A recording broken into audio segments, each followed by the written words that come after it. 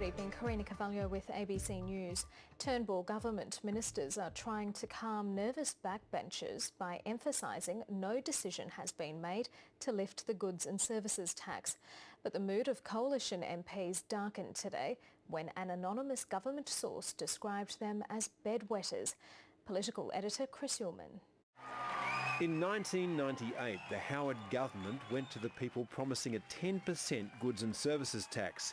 It was a near-death experience. This is the biggest swing to a first-term opposition party since World War II.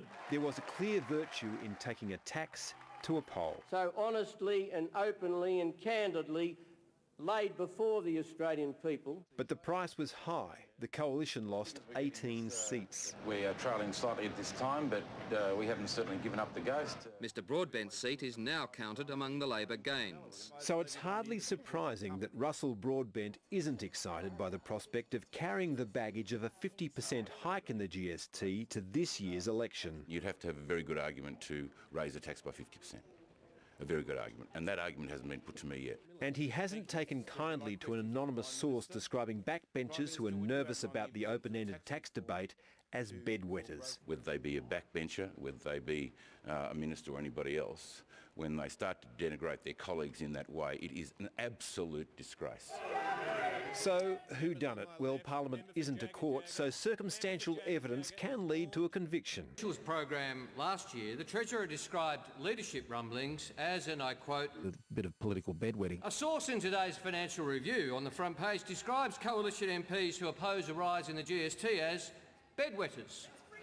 Treasurer, is this a coincidence? He wants to focus on trivia. The Treasurer was keen to reassure his backbench. The government has not made a decision on this matter. But no matter what the government decides, Labor has already written its election script. When will we see the Treasurer's plan to increase the GST?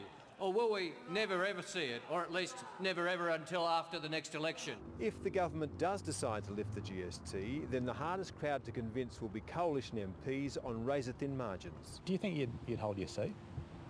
Oh, look, it depends. Probably not, no. I have actually had quite a few small businesses contact me about the GST and they're not very happy thinking that it may go up.